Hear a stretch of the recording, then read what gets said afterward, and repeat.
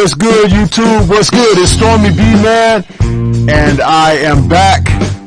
Welcome to the post-fight with Stormybman and Boxing Conversations with Reggie Owens, as we're going to talk about Lomachenko versus Lopez. The fight card just ended, and we are here to talk about the match. So, for this Saturday, October 18th, 2020, big ESPN card, and we're here to talk to you all about it, man. So let me bring my brother in, Boxing Conversations with Reggie Owens, who called the fight.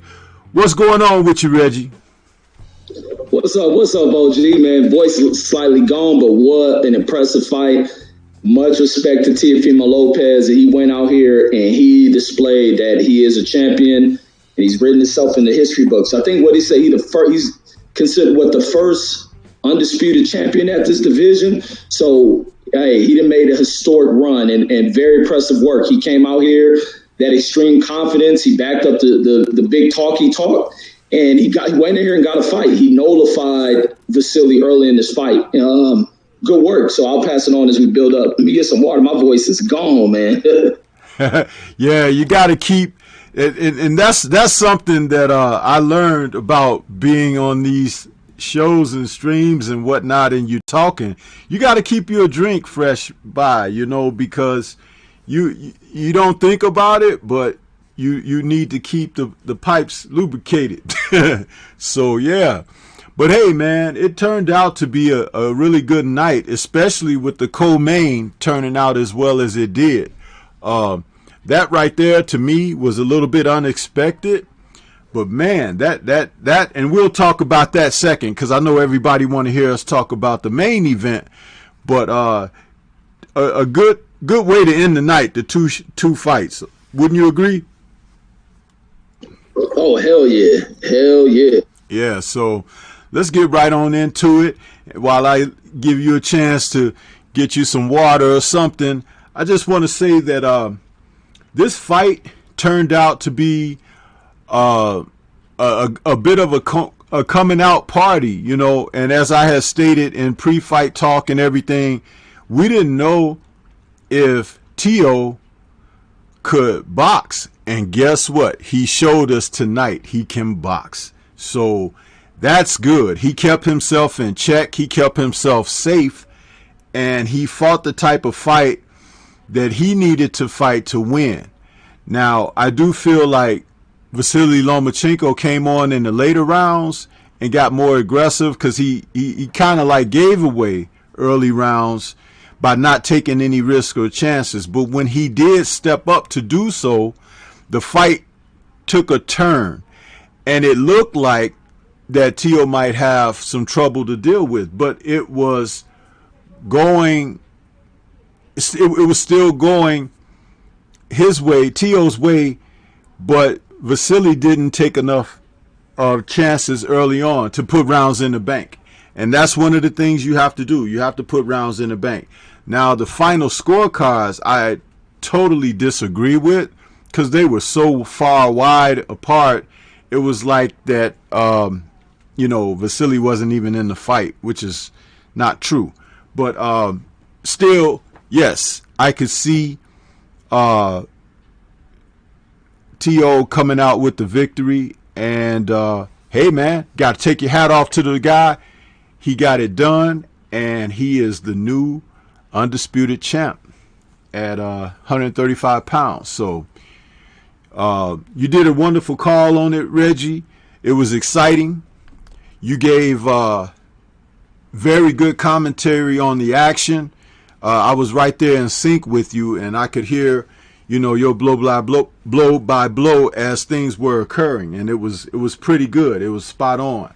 So, with that being said, let me run to the chat really quick and see who's out here with us. We got Zeno is out there. He says, yo, salute my family. Stormybman and Reggie Owens, sign of the times. TV High Q, it's like low quality fight. And salute Stormy. King Strick says, salute Stormybman. That was a good fight. Yes, it was. Zeno says, Loma got exposed. T.O. is on a path to greatness. He only 23 and still showing so much promise. Big up to T.O. Renee Box Young is out there. He says, Loma waited too long to begin working, man. Absolutely. Watcher says, what a performance by T.O. He took the tools from the technician. Young World says, yo.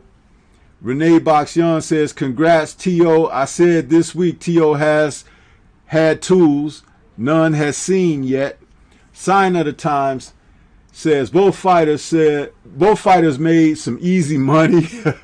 Eric R says the crow was delicious. I am stuffed. That's Stormy B Man. You said it. T.O. Fimo got to show us something new, and he did. He outboxed the boxer. Yes, sir. And Zeno says, AB can't let my hands go, Loma. I'm waiting. Hustler Slim is out there, says, I called the T.O. win. I thought T.O. would stop him, but a win is a win. Chicano Prophet says, what's up, everyone? I just got paid. And he has got his movie star shades on and the dollar signs in his eyes. Renee Box Young says, people said T.O. was too green, but he didn't have the opportunity to display hidden tools until tonight. BBG says, I got to go pick up my winnings. Is a little bin. Skinny Kenny says, okay, I'm having a hard time holding myself back from talking crap with my $50. Little boy gambler, I know.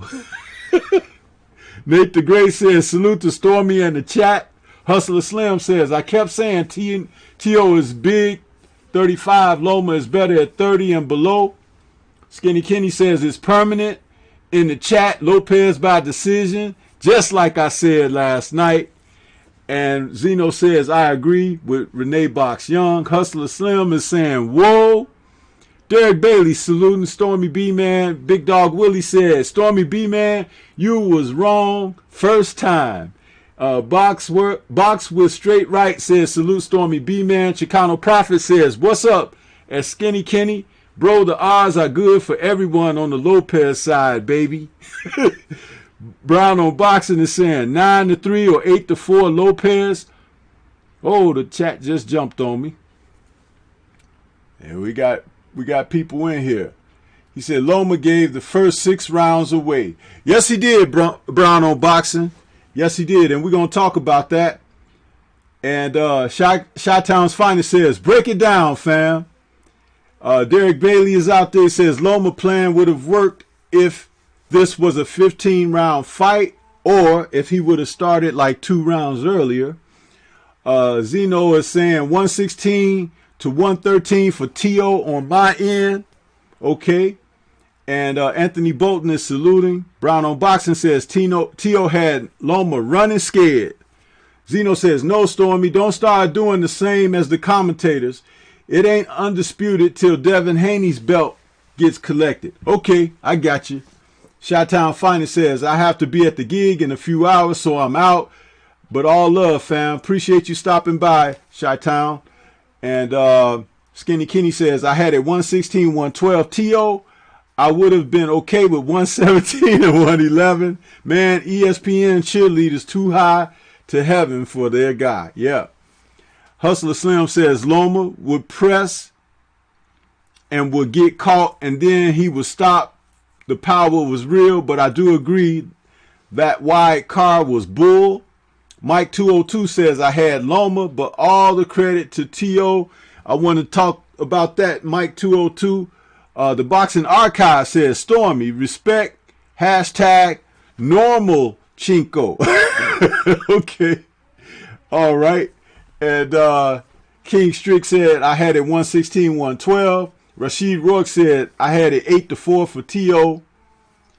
No Filter Tony Boxing says I'm glad I was wrong. Big Money says I had it a draw, but a good fight. Reason Over Dogma says respect to T.O. Sr. The father knows best in this case. Skinny Kenny says I don't think T.O. was doing much different than his usual style. He is a counterpuncher boxer who happens to have power. B-Mac says I won 425 and he's happy. G Funky says the takeover, baby. Reason Over Dogma says, Black Fight Fan TV and me believed in the white Jesus, but he got crucified tonight. G Funky says, Reggie, what's good, my brother? And he's laughing. Zeno says, damn, Stormy, did you get 50 subs in one day? You at 862 now. Big up. Yes, sir, man. Salute to the family that has decided to join Stormy B-Man's channel, man, and bring Stormy B-Man up on their shoulders. I really appreciate that. Box with the straight right says, whoa, it jumped on me again. He says, T.O. had a gun and he was not afraid to use it, and that had the Matrix malfunction. I want to see Gary or Hainu face him next to see what they can do. Plus, I want Loma to fight them too. Eric Jenkins is saluting. Chicano Prophet says, while the commentary was oohing and eyeing over Loma's probing, Teofimo was banking the rounds. And Reggie is saluting G Funky. Black Star Sports TV says, salute Stormy B-Man. Salute to you, brother. Good to see you. And G Funky says, Andre Ward is on some bull with a draw. Get out of here. Jared 011 Green says, great fight. Tone Brown says, salute. PGH Big Dog says, I had it 8-4. And I'm going to stop right there so we can get to talking. So, Reggie, have you had a chance to sip you a drink? Yes. So, let's talk about the early portion of the fight where Lomachenko wasn't really doing much of anything, and as you were calling the action, you had no choice but to give rounds in the bank to T.O., but it wasn't like he was like dominating him or anything. It was just Vasily didn't let his hands go or nothing. It looked like he was moving around, surveying what the guy had, and in the meantime, T.O. was using the jab, throwing a couple of shots to the body, and following him around. He was trying to cut the ring off in some instances, but Vasily has very good footwork. I don't know why some people think his footwork isn't good. It is very good. And when he did decide to start punching off of the movement, it was catching T.O. on some angles. So what were your thoughts as you saw those early rounds commencing? Yeah, in the early stages, man, I was like in the first round, I was thinking maybe it's Vasily collecting the data. As you heard me the first round, like, oh, he's just collecting data because he ain't throw one damn punch. But the thing that shocked me is the fact that Teofimo has a fucking solid jab. That jab was blazing, but it wasn't connecting. None of Teofimo's early punches were connecting at all. He was missing a lot of shots, but he stayed active behind the jab. That was a critical game plan right there. And being also, his power really had no effect on Vasily. So it was good that he wasn't too much relying on power. He connected, placed punches well when they did land. He would connect to the body. He countered well anytime Vasily moved in. That caused Vasily to have to re-strategize and cause, matter of fact, early in the fight, he caused Vasily to do more of the thinking than Lopez had to do. But what Vasily did show is that Vasily has pretty good punching power, because when he connected on Lopez, and Lopez had these reactions to these punches. Vasily landed the bigger punches. It's just that he got off way too late in the fight. Lopez fought a perfect first round fight to be able to control the fight. I had Lopez winning all the way up to, I have Lopez winning rounds 1 through 7 because Vasily didn't do anything. He didn't throw any punches. He probably will throw no more than 5 punches throughout that round. He'll land in one good punch, and it was right after that where he started to pick it up. He would have picked up the pace the way he fought from rounds 8 all the way to 11. He possibly could have got Teofimo up out of there. He was putting great pressure on Teofimo. It was the fact that Teofimo's use of that jab, a jab where he put something behind it, was never lazy in the fight, and I think that nullified a lot of what Vasily was trying to do. And he used his legs as well. He had pretty good legs in this fight. He cut the ring off pretty well. He pivoted pretty well, but it was just he banked a lot of rounds early in the fight, and that cruised him to this victory. Yeah, absolutely, absolutely. And it was a situation where uh, the way you score fights according to the rings and the ring rules, that came into play tonight like it doesn't in a lot of fights, where you have to score effective aggressiveness, and that was what Tio had. He had effective aggressiveness, and even though shots weren't landing, he was pursuing offensively, and you have to give him those rounds and score. But I did give him the one round when Vasily decided to open up and throw shots, because the shots were so sharp, so clean, and effective. It put Tio like in a place where like, he trying to fight back. And I gave him that round. That was that one early round, which was, according to my scorecard, I think that was the second round when he did that. But it was just that round, and he kind of went back to surveying the landscape again for the next several rounds. And again, I could see if no one gave him that round early on, you make it a complete sweep of the first six, which is amazing. For the first time, I think Andre Ward and I kind of had the fight scored the same way at midpoint and toward the end. So that's kind of weird to me. I want to take a moment and welcome my brother Curtis Anderson out there, aka Kurt Sugar. What's good with you, Kurt? How you doing? Welcome to the Post Fight Show, bro. Yes, indeed. Yes, indeed. Great night of boxing. What's going on, Stormy and Reggie chat? Even though I picked Loma and I said I didn't feel good about my pick, I guess I was taking a safe route. But I'm not shocked or surprised. I've been following Loma a long time, and I called him a system fighter. Different ethnic groups fight different ways. Most Eastern European fighters, they fight in a system. If you put them on the back foot, you can beat them.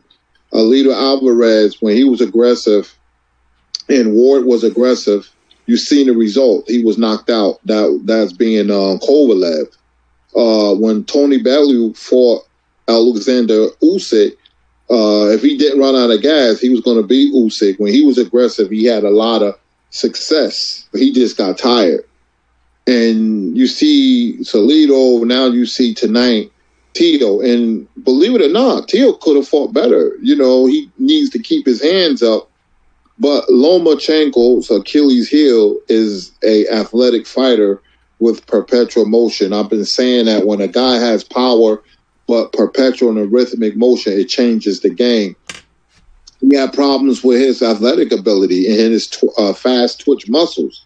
This is not Luke Campbell, but like I said, when there's a super fight or a big fight, you look at a fight before the big fight and you can see weaknesses.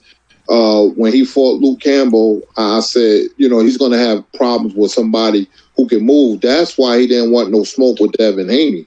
Because even though Devin Haney got a ways to go, he has nothing but pure athleticism. So it made a lot of sense. And plus, he's long. Tio can't be getting hit like that, because when he faced a guy with perpetual motion more than his and rhythmic motions, then that's going to be the telling sign for him. I'm not saying he's going to lose, but we're going to see.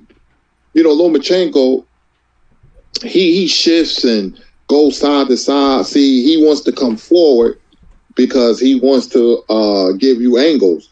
But when you back up, and it was very smart for Lopez to invest in the body, and he fought a good fight. He kind of faded a little bit because he let Loma get too close, and Loma started landing because he can't do nothing but sell out.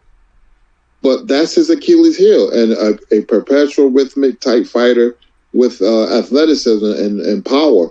And Tio was just missing that uppercut because Loma had his head off the line. So he was smart enough to do that. But good fight. I had an 8-4 for Tio.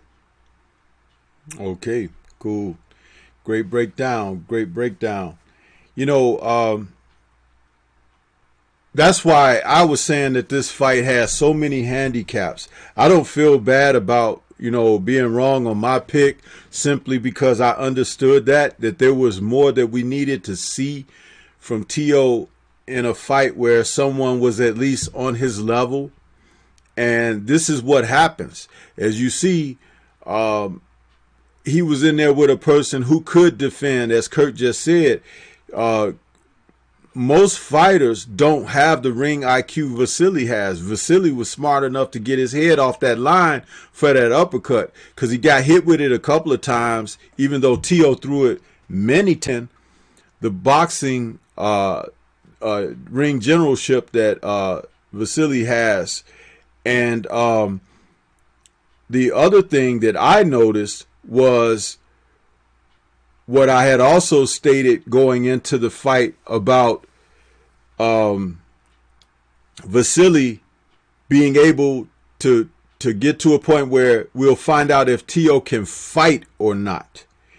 And to my surprise, he didn't do good in that department. Even though he won the fight and everything, when Vasily turned up the heat and started closing that distance and fighting him in close, he didn't respond to that very well. And that's an inexperience. It wasn't that he can't do it or anything. It's the inexperience. But he can learn and he can grow from this. He can watch tapes of himself in this fight. They can work on some things in the gym. But mid-range to outside, where he can catch guys with quickness, speed, and power, he's very dangerous. And Vasily really, to me, I gave him the last 4 rounds. Even though the 12th round was close because there was back and forth action, I did give him those last 4 rounds because he turned the fight up to a degree that it was no longer a comfort zone for Tio. And Tio wasn't responding well in those in-close exchanges and stuff, opting to hold and grab instead of, using. It's funny to say this now, but that's the time to use that shoulder roll and the Archie Moore crab-like defense and stuff to get yourself in a position to fight and counter off stuff like that, like Evander Holyfield, Meldrick Taylor, and those guys used to do, but it's like, I'm not being critical. I'm just pointing out something that I noticed. And I want to throw the mic back to Reggie. Reggie, what do you have on the action of the fight?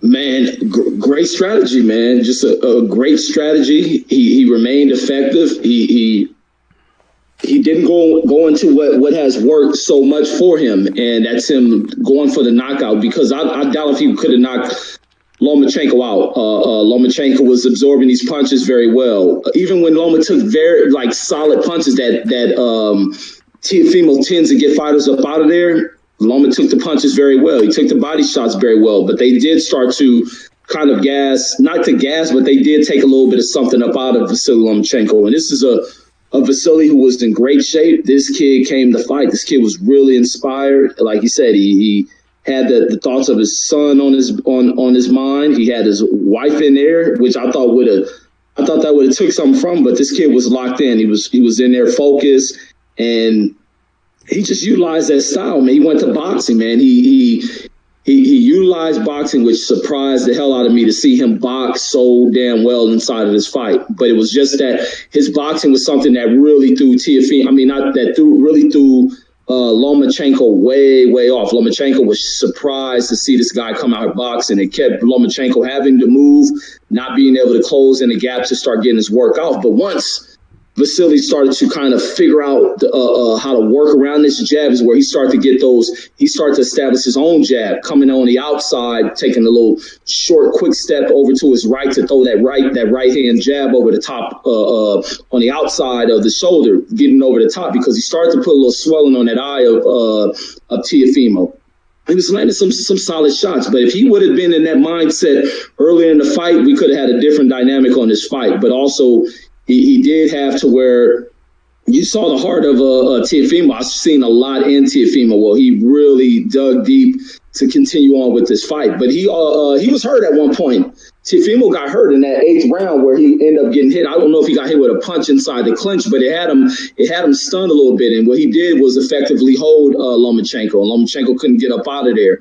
But it was moments where I thought Lomachenko would be able to stop him. He started to load up, go into this aggressive type mode. But it was just to be able to have to scored knockdown with like 5 rounds left. It just didn't work out. But it was, man, what a victory, man. I can't say nothing because it wasn't that Loma. There's no excuses for Loma except that Lopez took everything away. He took away every tool that Vasily had, and he took every tool away early in the fight. Not saying he took everything away because Vasily did look great towards the moments in which he started to wake up, but just way too late.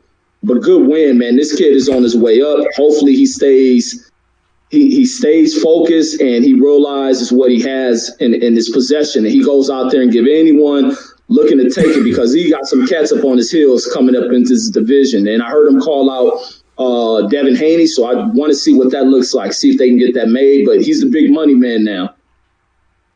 Yeah.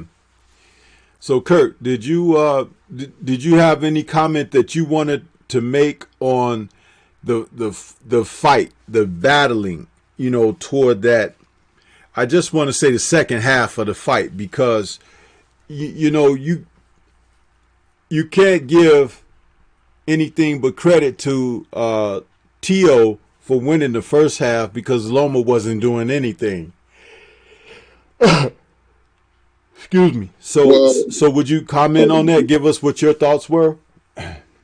Yeah, well, when Loma started coming towards Tio was trying to walk him in to a shot, but to my surprise, Tio looked very uncomfortable when Lomachenko started coming towards him, and that's inexperience. Hopefully he'll get better with that. But his defense has to be better because, see, now when you fight a Haney or a Tank Davis or just throwing names out there, Shakur Stevenson, what they have in common, they have perpetual and rhythmic motion too, even more so. And like I said, Loma has it too, but it's different. It's more of a system that he's really good in, but it has a weakness. You put pressure on a fighter like that, like Loma, and his footwork is shifty, but it's not educated like the great fighters from the past. Lomachenko is a good fighter. He's a good, solid fighter, but he's not an all-time great. They was trying to put him in the same league as Mayweather. He's nowhere near Floyd. But he can only sell out because he couldn't beat Tio because Tio kept him busy with that jab. Plus, he invested to the body. But in the second half of the fight, he made it a little interesting because Tio let him get too close, and he just let Lomachenko pick his shots, and he didn't look too comfortable, and he was hurt, but he got Lomachenko's attention many times, man, especially to the body, and a couple of headshots. So he took them well, but you don't have to knock a guy out or fighter out, just get their attention. You see the first 4 or 5 rounds he was retreating, and but in the second half of the fight, he had to sell out and he had success, but it was a good fight. It was a chess match that turned into a fight. First half chess match, second half fight. Lomachenko will always have problems with Tio. Then it kind of put into perspective, how Devin Haney was calling out Lomachenko and Lomachenko didn't respond. That was probably why. He probably said, this guy is athletic and he's long and he's not going to give Lomachenko anything to hit, unlike Tio.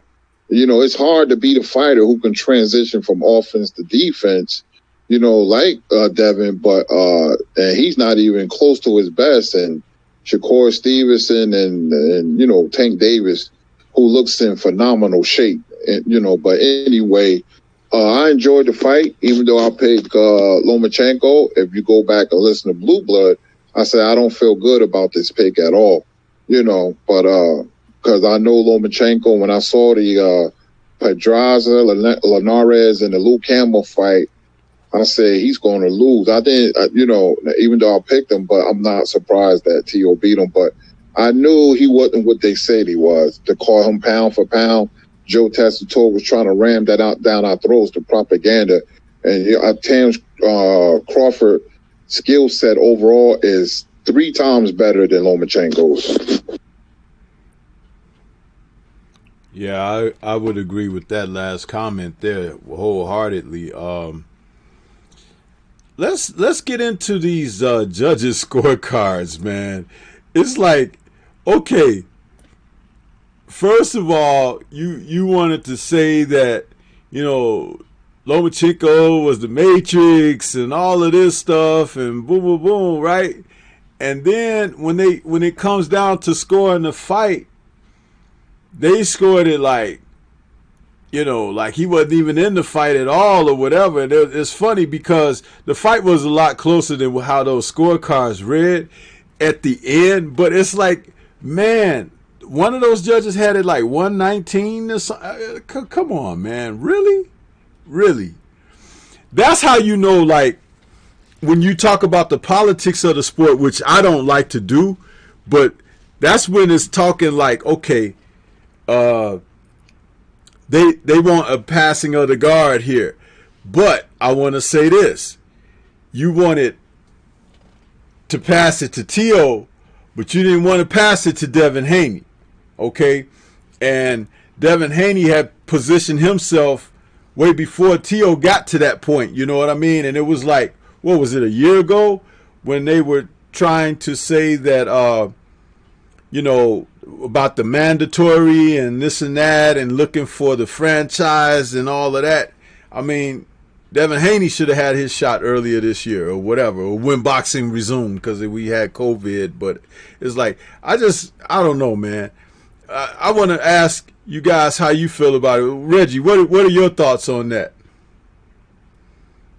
Them judges' scorecards were trash, especially what's her name, Julie Letterman. I don't even think she watched the damn fight to pull a what was that 119 to 109. Like, where the hell she get a scorecard like that? What was she viewing? And did she even watch the second half of the fight? So at first I thought they was going to rip Tiafimo off because it took a long time for these scorecards. I kept yelling, "Where's these scorecards?" Thinking it was going to be some suspect crap going on. But 119, 109 is suspect. And even hearing Vasily hearing these wide margin scorecards, he's talking about he's going to go back home to watch it. He wants to contest it, but he just has to accept that defeat. It is what it is. He got to give it up. The other dude, Tim Chatham, 116. 112, that was more like it. I can accept that one. And also Steve Weisfeld had it 117 to 111, which is pretty wide. What did I give? Loma only winning 3 rounds. So, but the Letterman chick, she needs that. They need to ask her. They got to question her about what fight was she watching. But I mean, it's just so hard. Lomachenko just left so much in the damn ring. He left way too much in the ring. Way too much, and he cruised this guy to such an early victory by giving away too much in the ring, too many of these rounds. Had he went out, fought his fight, could have been a much closer fight. He should have brought something closer to a draw, but regardless, the scorecards would have been a little bit wide on the margins, but not enough to warrant a 119 to 111. What was that? 119 to 109 was bull crap. But that's all I got. That was some real suspect scoring right there by Julie Letterman, who I believe is a daughter, or she's some Harold Letterman. So she crap on that one. But go ahead. Yeah, Kurt, what are your thoughts on the scoring for this fight? But then somebody had a 119, 109. That was way too wide. I think 117, 111. Nah, it was 7-5 or 8-4. You know, there's always swing rounds. If you had a 7-5, wouldn't worry me a bit. I still thought T.O. won. 8, I had an 8-4, but if I go back and look at it, I could have scored a 7-5. But the right man won. He bit down, but, you know, it was more of what T.O. didn't do rather than what Loma did, in my opinion, because he let Loma back in the fight. And when you go back and look at that fight, it was inexperienced, but Tia could fight better than that. I didn't like his defense. He don't move his head. So, you know, you have to, you know, you can critique him, but he won, you know. even though he was a 3-1 underdog, it was more like a 50-50 fight because, like I said, the power, rhythmic, and perpetual motion, I knew it was going to give Loma problems. He never been in the ring with nobody like that. You know, every time he pressed forward, Lomachenko didn't know what to do. I hate to say the man, boxing IQ was overrated. To me, it was because, you know, if he was cut in that same mold as an all-time great, he would have figured it out. Floyd would have figured it out. Purnell would have figured it out. Ali would have figured it out. The people he was being compared to, you know, but he didn't want to get hit to the body, you know, so he was just, you know, he didn't do anything. You know, the only way he got himself back in the fight, he sold out and he came on. But, you know, that's not a guy that strikes me of having a high boxing IQ where you can think in the ring. He sold out. Is different than thinking your way back into a fight. But, you know, I'm glad we had this fight, you know, and congratulations to Teofimo Lopez. I want to talk about something also that was missing from the fight tremendously that takes us back to the HBO heydays. And that was the mic'd up corners for the drama of the fight and the action. Because I would have loved to be able to hear what Vasily's father was telling him in between rounds. Because during over the course of that first 6 rounds, when he wasn't really doing anything and he was just kind of circling around and he was giving those rounds away just openly. I would have liked to understand exactly what was being said there because they were not rounds that Teo won. They were rounds he gave away. And it's two different things. If you're going to move around and I'm pursuing you with a jab and I'm throwing a shot to your body every once in a while, but you're moving and you ain't throwing nothing back, I'm going to win that round. And it's like there were so many of those early on. And I think that some of those judges were just like, well, he's ahead, so we're just going to keep him ahead. Because once he did start fighting back and doing some things, there were moments that he stole rounds too. He won a couple of rounds and he stole a few rounds. So it's like that was the thing that was missing, being able to hear fighters' instructions. You can kind of guess what Teo's dad might have been saying because of how the fight was going for them. But with Vasily, it's like we were kind of just left in the dark with that. I want to bring it to Reggie and say, Reggie, what are your thoughts about not being able to hear any instructions from the corner that would add to the drama of the fight? I hate that crap, man. That's why I don't like the Fox shows. The only thing I like about them is that you don't have to pay for them and they're free. You don't have to have a subscription. Well, you do got to have for ESPN, but the stuff that's non-pay-per-view, having them to where they broaden the range of people can have it. But I like hearing the instructions from the corners. Like that stuff is so important to me when I watch fights. And the thing I was hating, like in the earlier fights, is they played too many commercials in between when I want to hear round instructions. And this one, I don't remember no commercials being played. They had the damn volume off. They'll show the damn corners, but you couldn't hear nothing being stated. And I thought that was crap. I thought they dropped the ball on that. I don't like hearing commentators. I just like hearing corners give instructions because I really wanted to know what Lomachenko and their team was talking about, because it was as clear as day. They were giving away too many damn rounds before he decides to step it up. 2 rounds into the second half of the damn fight, but I hate that crap. That's the only thing I hate about these networks that run advertisements and stuff. But ESPN just dropped the ball because I don't remember no commercial ads during this main event fight. So I don't know what the hell they were thinking. Yeah, it really sucked with that.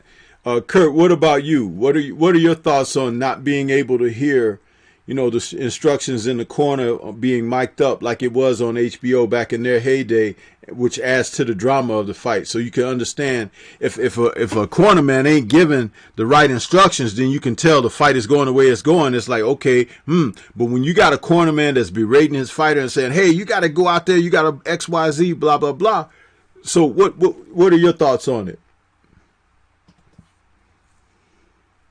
You're on mute if you're talking. I did hear some of what Lomachenko's father was saying, but he was much too calm. They kept saying patience and patience. They thought they could turn it on whenever they wanted to. They gave away too many rounds. He was cautious to a fault. And I done seen fighters do that. I seen Marvin Hagler do that against Sugar Ray Leonard. And that's the way this fight went. The first half of the fight was Leonard. Second, the middle and second half was Hagler, but it was too little too late. And even though the scorecards was much closer in that fight than this fight, when you give away early rounds, the fight, takes on its own personality where you have to, you're walking uphill instead of downhill. The first three rounds in the fight is very important, especially a high profile fight. And if you remember, I said if T.O. gets off to a bad start the first three rounds, then it's going to be a tough fight. And if Lomachenko was smart and his father, they would have said, an inexperienced fighter, make it hard for him in the early rounds. He's gonna start doubting himself. But they just gave it away. Too cautious, too much respect. But I really feel that Lomachenko felt this power, and he backed away, but had no choice but to come on. But I heard Teal's father, he was loud. He kept, when Lomachenko was stunned, he kept saying, you heard him, and give me the 7. Give me the 7. Give me the 7.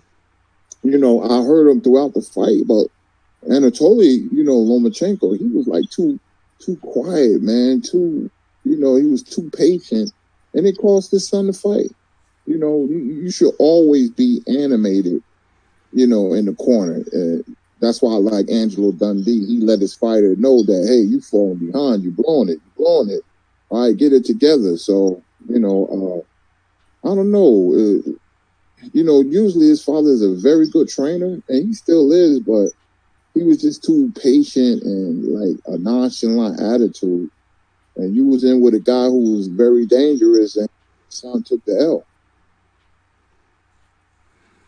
Yeah, there was something that was missing from this fight that, when we go back a couple of generations and we would watch these fighters, there was something missing that we used to see that we don't see today. And what that was is, you kind of alluded to that, Kurt, a moment ago, when we used to see the ebb and flow in a fight. We just saw a guy wither away the first 6 rounds, hands down, and then try to make some effort, but he still was fighting from behind. I can understand how judges weren't going to be generous to him, in the second half because of that. But there still was a tremendous divide on the scorecards from what was actual and what they pinned to their cards. But in fights like Aaron Pryor and Alexis Arguello, when we could see these guys, going for broke and trying to really secure a victory and things like that, it wasn't T.O.'s fight to do that. And don't think that I'm trying to imply that, because he was winning. But Vasily, like you said, Kurt, if he's supposed to be one of the greats, right, he's supposed to change and put himself in a position, for victory. Because if you want to protect your legacy, if you want to protect your title and defend your title, there are things that you have to do to make certain adjustments. And that was what was missing.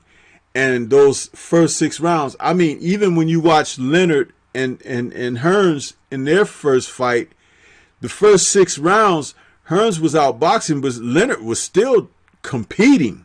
You know what I mean? He didn't just give the rounds away. Now, Hagler gave rounds away to Leonard early on by fighting orthodox when he should have been fighting southpaw. I don't know what the hell that was, but with Hagler, you can kind of go easy on him because you look at his body of work and how he performed throughout his career. So maybe psychologically Leonard just had him because he maybe wanted to come out there and try to show he could box with the boxer, you know, that kind of thing. But that wasn't the case here. And if Vasily was supposedly, like you said, to have the IQ that he's supposed to have or whatever, he was supposed to make some kind of adjustments to put himself in the fight. And if you didn't win, if you lost 2 rounds in a row, you got to make it the next round yours, because you can't give that guy that type of momentum. And that didn't take place in this fight. Reggie, what are your thoughts about that?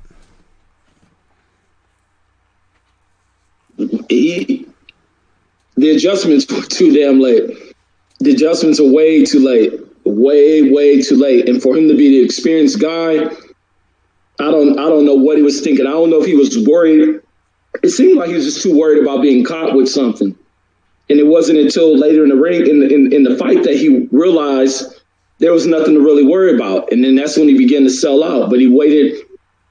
He just waited. The adjustments came way too late. And I don't even think he needed to make an adjustment. He should have just stepped forward with his plan of attack. And it came off everything about this fight is just being too late. And if the father of him was saying just be patient, wrong instruction. So it looks like they were outthought in this fight. And that's really what it was. So, and salute to Teofimo's father for coming in with this game plan. They studied who they were in here with, and it worked effectively. And even hearing Teofimo, his post-fight, saying, so being they did watch, the key to Vasily Lomachenko was just to step in there with pressure, just pressure him, come in there, leading them, jabbing, pressuring them with the jab, and it worked effectively. But Loma should have made quicker adjustments. The adjustments should have happened before round number 8. Wasn't until he made that adjustment. And when he started bringing the attack, he hurted Teofimo. It looks like his power was effective. Like I say, Vasily's a strong puncher, and he should have just went in there and trusted his power rather than worrying about what he's going to get hit with. Like you said, it's a championship fight. It's a lot on the line. He should have sold out way sooner in this fight. But to see him not make the adjustments quick enough, I don't know what they were thinking. But salute to Teofimo, because he fought the perfect fight, and he didn't constantly load up. His counters were effective. That could have put some thought into Vasily Lomachenko's mind. It's like, damn, every time I move in, throw something, this kid is right here behind me. So now I got to make this type of adjustment, figuring this thing out. But then he started to correct that, because he made Teofimo miss a lot of the punches. Teofimo scored a lot of the body shots. Lomachenko didn't block a lot of the body shots, but he did protect his head very well. He should have just moved in through that. And damn, it's just bad seeing him not to adjust. So he got outworked by a 23-year-old. He got outsmarted by a 23-year-old fighter. Yeah, and they hid behind that thing about, like, we're going to knock him out. It ain't going to go 5 rounds or whatever, you know. So that played a role, too. Maybe they got into Loma's head, you know, which, if it's possible, and that happened, that was a great thing. So, Kurt, what about you? What are your thoughts on that? Well, when the fighter said, I'm going to knock you on 3 and 4 rounds, and you prepare for it, and he change up, which is very smart, and you get outboxed, then that's the problem. I just thought that Lomachenko IQ was overrated. You know, he was a good fighter, man, but, you know, not what they were saying, man. You know, Joe Tessitore was just killing me. Every 5 minutes was like best pound for pound fighter, and if he wins this fight, he'll be the best fighter since Mayweather and all that. And, you know, you don't want to hear propaganda like that. But anyway, back to the fight. I was, like, really surprised at the ineffectiveness of Lomachenko from the outside, you know. And I tell people there's one thing to have shifty, fast feet, but there's another, you know, there's one thing to have fast, shifty feet, and there's another to have educated, fast feet. And he don't have educated feet. And like I said, he fights in a system. That's his claim to fame. That's who he is. It's been implemented to him since the amateur days. And if you really look at it, he fights with a lot of amateur pedigree as a pro, but he was affected with it fighting certain fighters. He was very effective, but like I said, his Achilles heel is a fighter who can match his fluidity. Tio was a lot faster than he thought. He was smart enough to get his head off the line with that uppercut because it was going like, Tia was shooting it and it was just missing him. It would go slightly to the right, and that means he was getting his head off the line, but it was smart for him to invest to the body.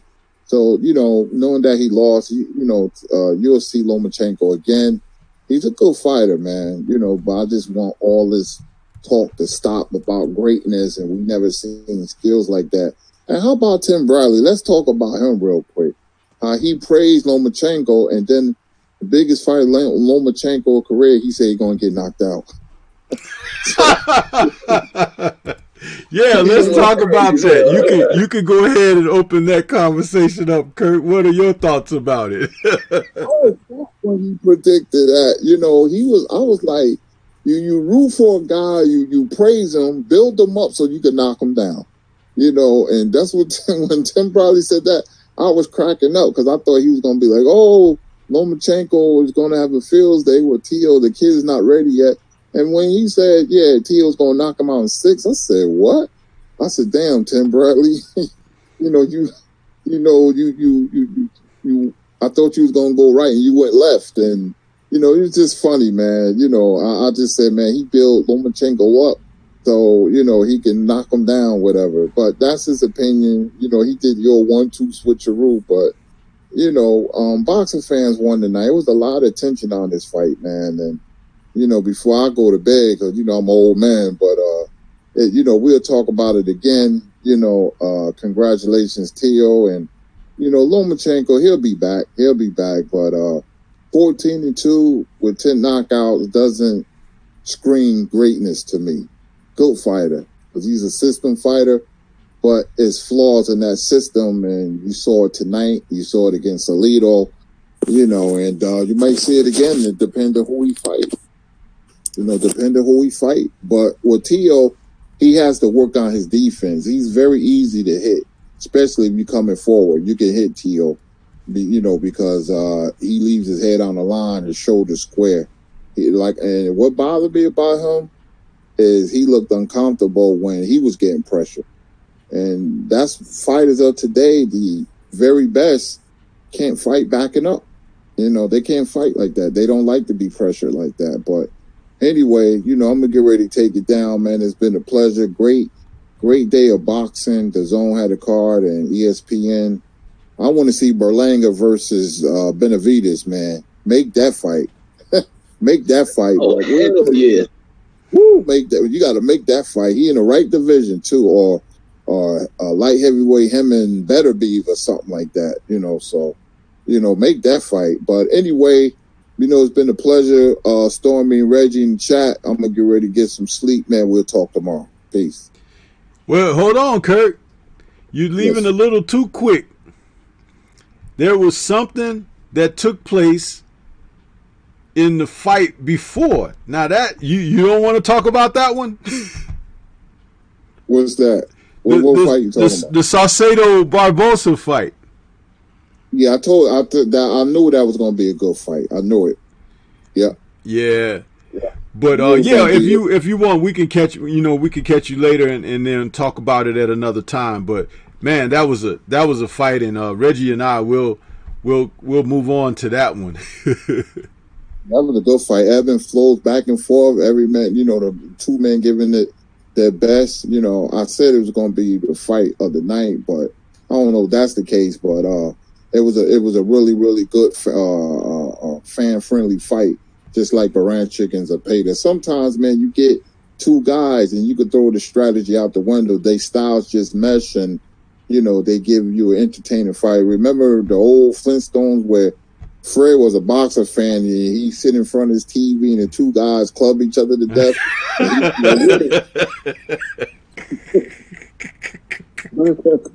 I said, Fred Flintstone boxing fan. I remember that. Remember that? Marty, it was a terrific fight. But anyway, I'm gonna take it down, man. And my eyes getting heavy, and we'll talk tomorrow. Okay, man. Have a good night. You too, fellas. Take Peace. Care. So, Reggie, why don't we go ahead and move right on into that, because you were calling that one, and that was an exciting call. That's the fight that took your voice away, because those two guys. I'll go ahead and say it was the fight of the night, but it wasn't the event of the night, but it was definitely the fight of the night. What were your thoughts about Barbosa versus Saredo? Yeah, I was gonna just say that is a fight that took my voice. That was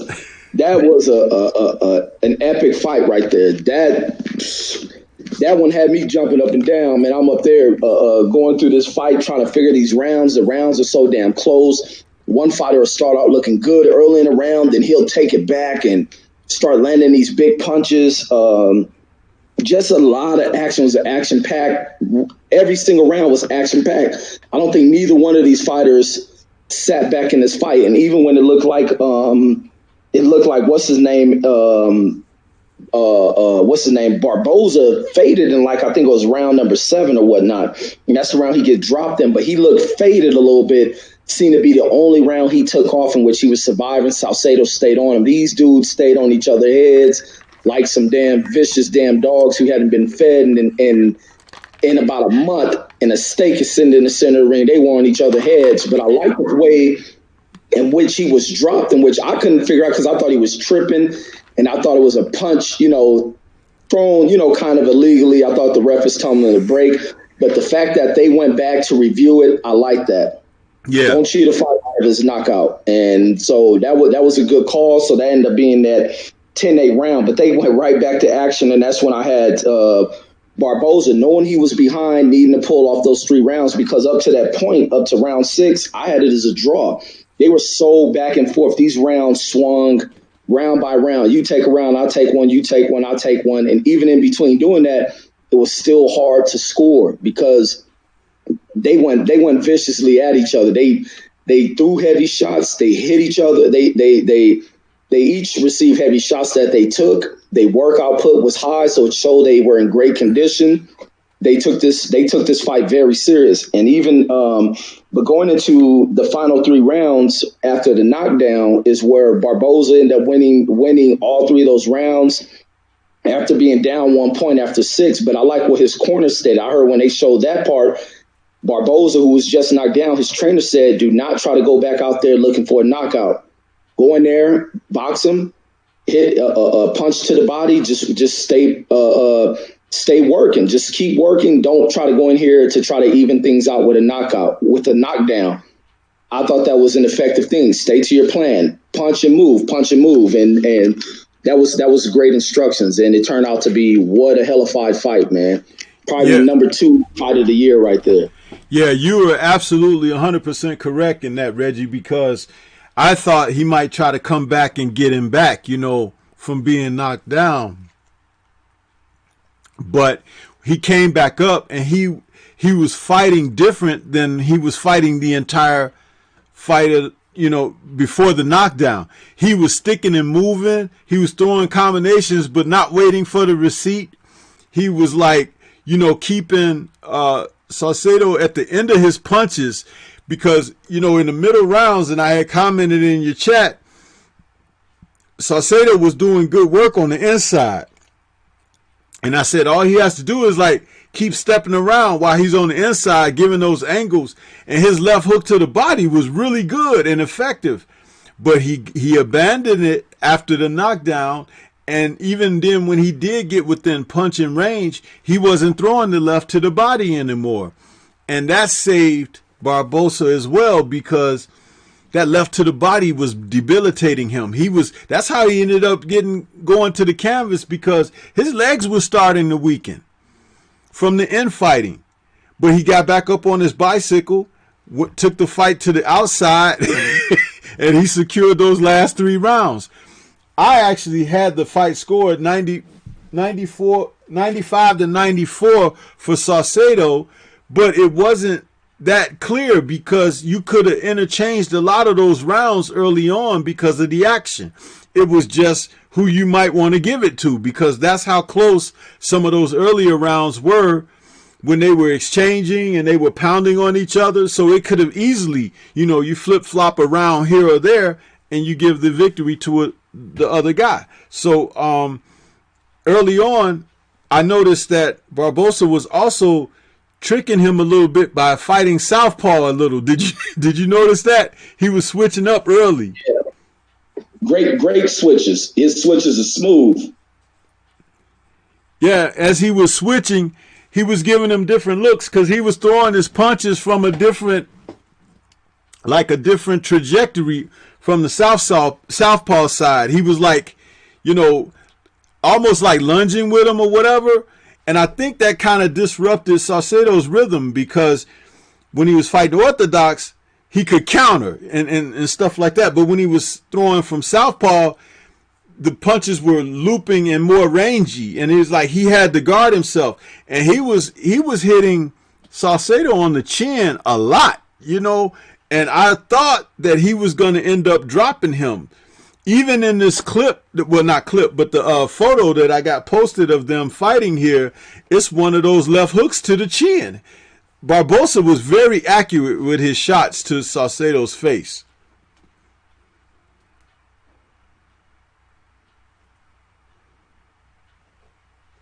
What are your thoughts, Reggie? No, say that again. That at the last moment it froze up. I'm sorry. Yeah, I was saying Saredo was getting hit clean shots on the chin. Even in this photo that I posted of them, you could see Barbosa landing a left hook directly on the chin. And I thought at some point he was going to go down because of that accuracy, but he never did. Yeah, absolutely. And don't forget, remember in that first round, Saredo almost dropped Barbosa early in that first round. Yeah. And he was able to recover, man. And then because Saredo came out there on a hunt, man, pressuring the hell out of him, especially when I think he got very excited when he almost got the knockdown and continuously went with this aggressive attack until Barbosa started to kind of settle things down. I don't know what he's able to maintain the range. He started moving back. His movements were good. He had very good movement. Barbosa didn't look like a guy who can move that well, but when he started opening up range, holding that jab out there, poking the jab out there, not really probing it, but pushing that jab out there, letting Saredo know you're gonna walk into something. But along with his use of the jab and his movement, it started to kind of change the dynamics of the fight. Then he began to establish landing his big shots. So I thought that was a huge key for him in that fight. But I think Saredo got a little bit overzealous with trying to get some power shots, being that he had the guy hurt. It seemed to be hurt pretty bad. Like he was just a few inches away from possibly hitting the canvas, was able to survive that and keep on his feet. So I don't know if that threw Saredo off. Saredo landed both fighters landed some hellified punches, but it was just the matter of that dude Barbosa making the adjustments needed for that fight. But that's how I had it. Yeah, his adjustments were the difference in the fight. If he had not made those adjustments over the course of the last 3 rounds, somebody might have gone down again. It might have been him. Somebody might have got knocked out because he was putting himself in that type of position. But another great fight, man. This is like, if you like the Baranchik and Zepeda fight, this fight was on that type of level as far as action. It just was minus the knockdowns. But these guys were giving as good as they got, and they were both were very heavy-handed. You could see the punches were debilitating, and each guy was like, after having that break in between rounds, it's like they exhale and go right back into it. It was a fight fans fight, and these guys didn't get paid enough for putting it on the line like they did. And once again, Reggie, the scorecards were not reflective of how close the fight was. I mean, they kind of gave it to Barbosa running away, but it was a much closer fight, like I said, than that, because as I indicated, my scorecard was 95-94, and that could have been for either guy. It's just that you had to pick a winner. I remember early in the fight, I'm trying to think of what round that might have been. Early in the fight, I think it was the second round, because I scored that second round for Saredo, but you had scored it for Barbosa. And see, that's the thing. You're not wrong either way, because the fight was so close and competitive. Sometimes when that round ended, you have to pick a guy to give it to. Do you agree with that?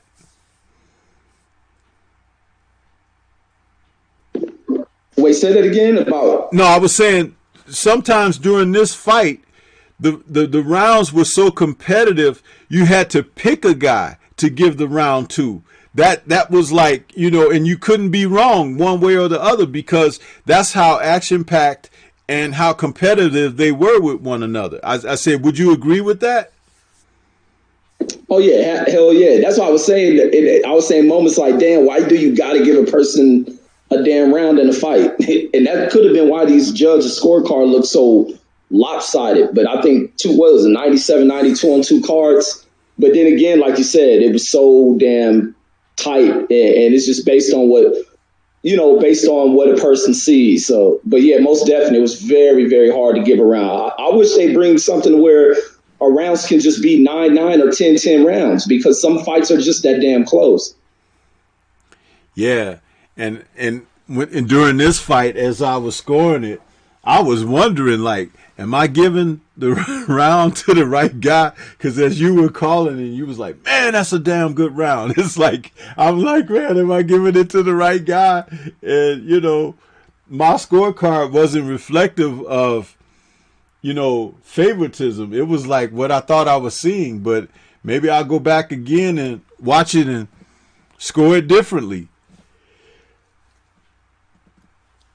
Excuse me, but it was a very competitive fight, and I like matches like that because it draws you in and it makes you really pay attention to the subtleties. Like when Saredo was on the inside, those left hooks to the body, sometimes he was doubling it to the head, to the body, and sometimes he was working inside and just boom to the body, and that was what was kind of putting Barbosa in a bad place. But Barbosa was working better from mid-range and switching up from southpaw to orthodox. But when he got knocked down and he got up in those last 3 rounds, he was just boxing from the outside. He really put separation between he and Saredo. So it was a good fight. Very entertaining fight.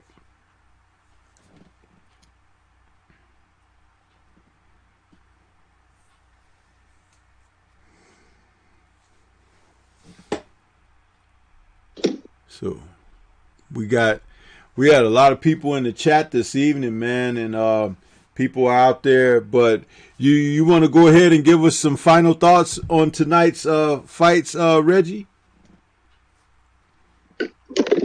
Yeah, man. But the other fight, man, my final word I want to give about this kid, Edgar Berlanga, whatever his name is. I thought he was another dude they just hyping up, propping up, pushing out there because he has all these first round knockouts. And I was like, he's going to step in here against a veteran in Bello who ain't never been stopped. And he went in here and smoked the dog crap out of Bellows. Just seeing this dude in there, he's a very big super middleweight, very, very big. And those punches, it wasn't even like, I'm thinking he's just in here being a headhunter.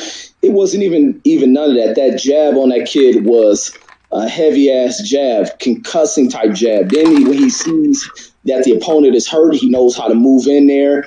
He attacked well to the body while having him hurt, knowing to bring the hands down. He opened that big cut up with a solid place jab. Left hook, he had Bellows out there concussed on his feet. And to watch Bellows hit I think Bellows hit the canvas one time. What all right? No, I don't think he even hit the canvas. I think he was just wobbled so bad, and that ref can see because he had that concussive glaze look in his eye, just a blank stare in the eye. The ref knew to get him up out of there before he got really damaged in that fight, and it was a good stoppage.